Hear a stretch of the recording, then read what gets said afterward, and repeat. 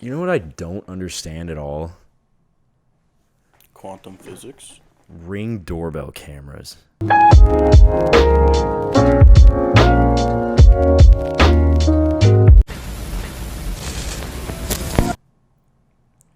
Like, what about There was one day where everyone all of a sudden was like, you know what? I would like to film everything that happens on my porch. It stems from like people not wanting to get robbed on their porch, which makes complete and total sense. But when I'm picking your daughter up and I have to introduce myself through a hole this big, it's so annoying sometimes. Just come to the door. Just come to the door and talk to me. They'll come up to us and be like, you kids on your phones all the time. You kids in that technology of yours. And then you'll talk to me through a 2-megapixel camera that's the size of a marble this big. And I look like an absolute fisheye. Why? I've never had anyone try and talk, like, I've never had someone try and talk to me through a doorbell. Man, dude, there's so many things about those that just piss me off. That's my Ring doorbell freestyle. I hate them. Your doorbell is like puts people on blast though. Like, That's because it shoots them to tablets that's because around the house that are mounted on the wall. Like, you ring his doorbell and they will like, should we come to the door? that's no, you can actually answer the door from anywhere on the world. Exactly. I've answered the door from California, be like, nah, I'm not home right now. I'm busy. I'm in the shower. Can I talk to you? Like, can you come back next week?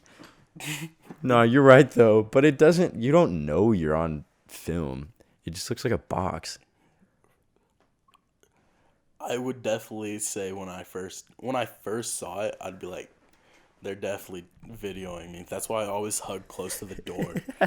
Yeah, but okay. A Ring doorbell is so much different for multiple reasons. Number one, most of them are in like suburbs where there's like other neighbors who also have Ring doorbells, and that stupid noise.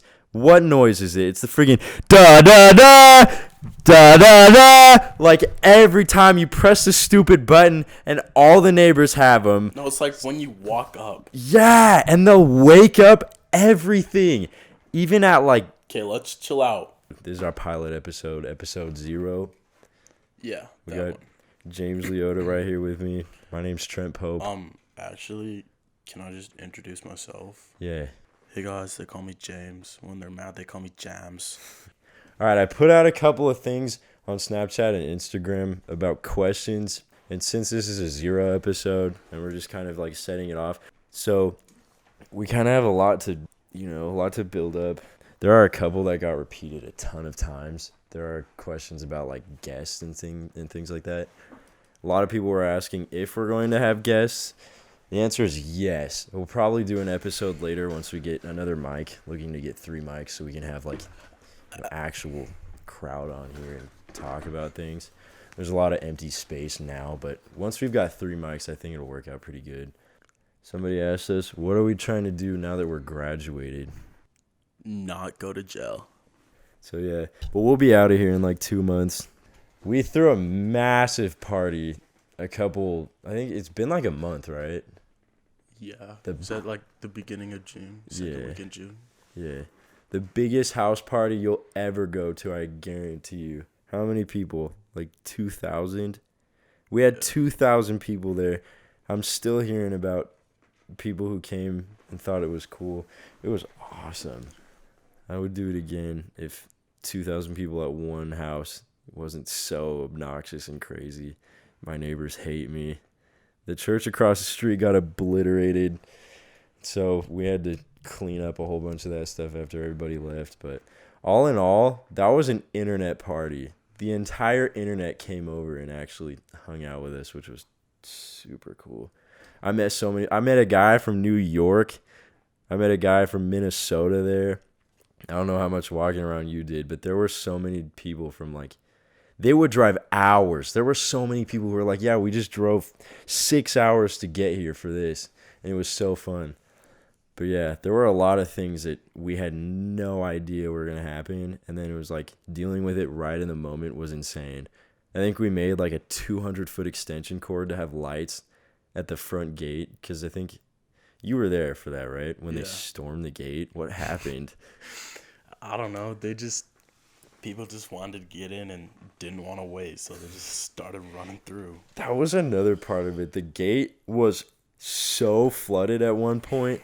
I was running back and forth up that driveway, and it was like, I got up there at one point, and there was at least 300 people, and that was at the beginning.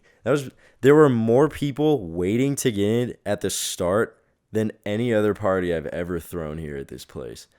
It's insanity.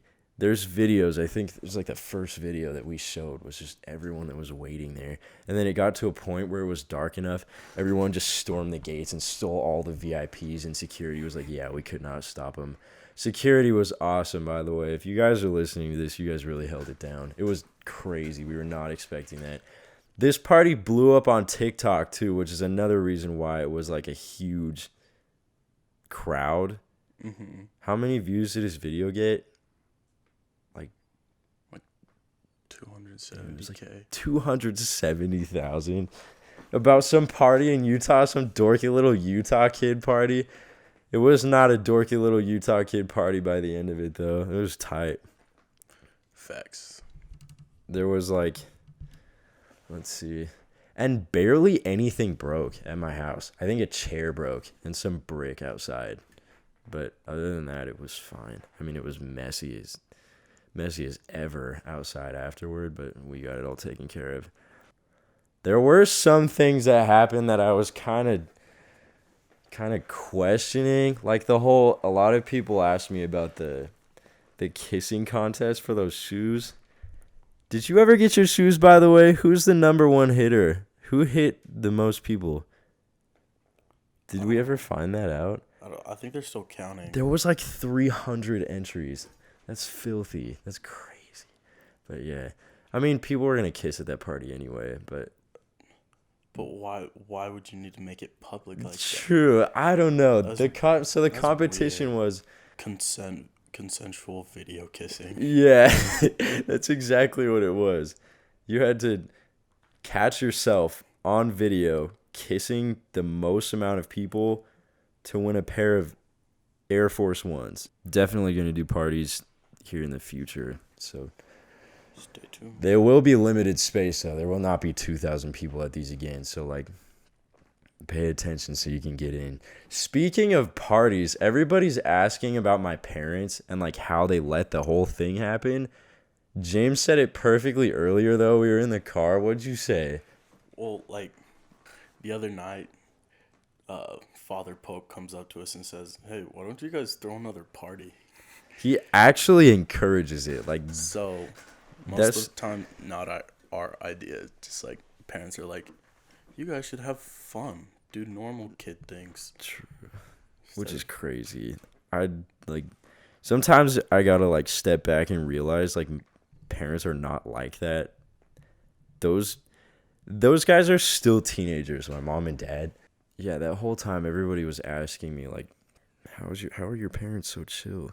I honestly have no idea. Next question, what is the most superior cereal? You answer first. I'll be right back. To be honest, I think Captain Crunch is like not the best, but it's all right. I can't hear myself think anymore. Thanks. Cinnamon Toast Crunch, definitely. No. Do you want some? No, I don't like peanut butter. I forgot. Peanut butter is such like a mediocre tasting thing. I hate you so much for that. And I don't think you understand. Everyone gives peanut butter too much hype. Like, it is not that good. It's so good. And you're going to hear me eat just because you said that. Like, I think it is below the average good line. So, yeah, that's my 2 cents.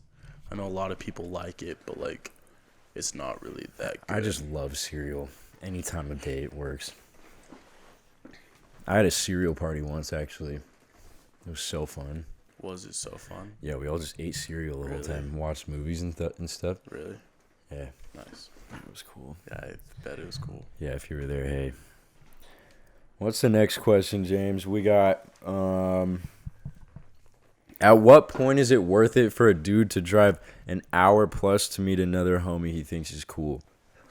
We looked at these questions earlier, and the communal answer for this one was that homie love is international. I would fly 9 hours to see somebody that was cool. What about you? I would say the same, except for I wouldn't fly 9 hours. I don't know. If they're that far, like, I got homies in Arkansas, I would not drive just to say hi to them. But, like, if you, like, upstate, I would travel. Maybe, like, twice a month. This one comes from Crib Gunner 21. Is James getting any action in that house, or is it just you? It's actually just Dre. Yeah, it's actually neither of us. We don't be doing any of that stuff here. Somebody asked, what's it like being so rich? You know, I don't really think about that too often. It kind of just has become like such, I don't know. It's a blessing, but like it's also a curse at the same time because everyone's like, "Oh, daddy's money," and it's not like I was like I asked to be here. I don't even want to be alive half the time. So, yeah, that's how it is. In terms of socially, it changes. I'd rather have money than be social. I'd rather be so rich than have any friends. What's that one quote? They say money can't buy happiness, but I'd rather cry in a Lexus. Is that how if you you feel? have money and buying a Lexus, why? Do you think high school relationships are pointless? I think all relationships are pointless. Explain. Not all like relationships, but like relationship in meaning like a romantic relationship. I think all of them are pointless. All romantic relationships are pointless, says James. Focus on your studies. I just got out of a high school relationship. I'd say it was worth it. I learned a lot about myself and about how to. Next question. What was the best moment about football, James? I liked like the smaller moments, like not playing in the games or like practice or anything like that, but like I don't know, you just be kicking it with some cool dudes all the time. Like there's points like during the school year where like so football we have like our football class at the beginning of the day so that we can go early and like lift and everything. So like we'll like start at like 6 or whatever, and then we'll have practice after school. We get done at like 9. So like you're just with these kids all day, and like I don't know, some of them are kind of fun to be around. Turbochargers or superchargers? If I'm building a car, I'm putting both of them. Yeah, Lancia gang, Lancia Delta S4. But if I have to choose one, I'm going with superchargers. That's how I feel. What's the craziest thing you've ever done? I don't do crazy things. I follow the rules. One time, I was like 12. No way I was 12. I was 11. I was in... How old are you in second grade? Like 10? Don't look at me like that. In second grade, how old was it? How old were we? Like 9? Yeah. In second grade, I bombed this mega ramp. I have no idea. I was skating up to it. I've been skating since I was like 6 years old, context. And so I used to go to skate parks and stuff with my cousins. And we go to this one. It's an indoor place. It's like the size of Walmart. But we get there. There's a street section where we were all dorking around with like rails and stuff. Keep in mind, I'm like 10. I can ollie like a foot maybe because of how small I am. My board's like half as tall as me. I'm following my cousin who's like 14. He's like I don't even know what grade he was in, but he's older than me. So I'm following him around, trying to like puff my chest out, compete with him and things like that. Things you do. And I get up to the top of everything, and I'm like, okay, I'll just follow him down. He disappears down this ramp, and I'm like, no big deal. Hold on, very big deal. I look down, and it's a 50-foot mega ramp.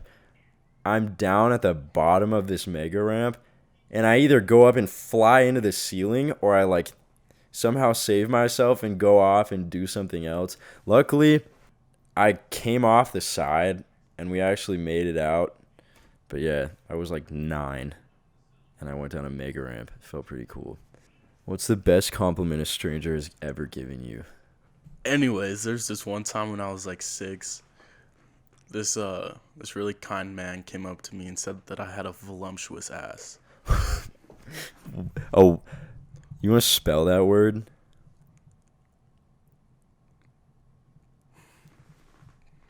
That's not a word. Voluptuous? That cannot be a word. Is that a word?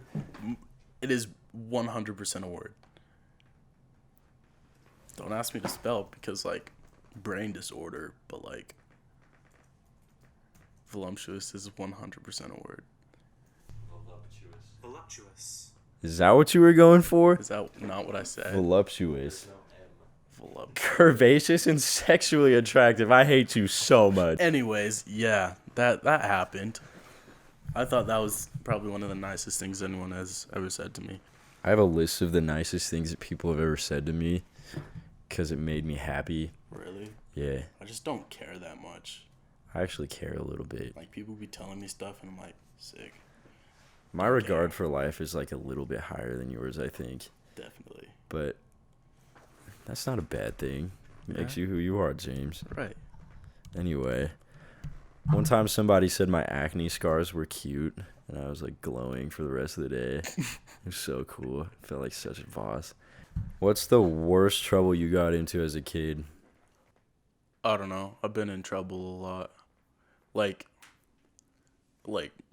my parents were most mad at me for, or Yeah. one time I rolled a car into the street, and my mom had to come home from her work conference, and she was so mad at me. And the car was just like sitting there, and the cops were like, "What the hell are you doing?" I'm just like, I wanted to see if it would like go. How old were you? I was probably in like 3rd grade. And you just like popped it into neutral and Yeah, just rolled it out into the street. rolled it into the street. Well, like, so I threw it in neutral, and then like, so the driver door didn't work, so like it started rolling forward, and I was like, oh no, I don't know how to stop a car all of a sudden. Like, the brake wasn't right there. So like, I jump in the back and like climb out the back passenger side, like, and then I just watch it roll into the street. Worst trouble I ever got into as a kid. One time I was probably 12. No, I had to have been like 11 or something. That same like age. I was chilling, and my dad was like, "Hey, come do the dishes," and I just didn't do them, and I was like, "You know what? Not today. I'm not gonna do them today." And he was like, "All right, if you don't want to be part of this family, you don't have to."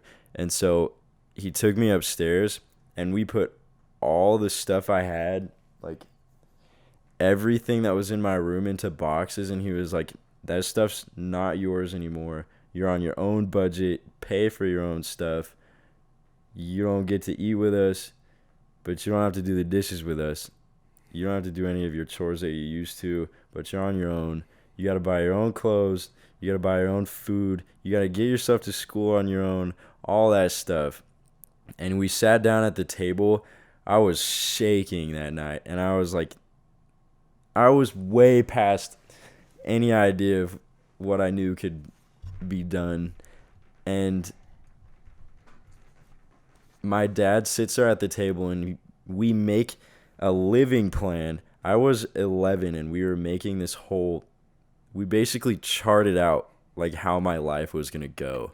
And I was 11. I had maybe like $40, and I was like, Dad, there's no way I can do this. I can't drive. I don't know where I'm going to get my clothes from. He was like, you can keep some of your clothes. And I was like, okay.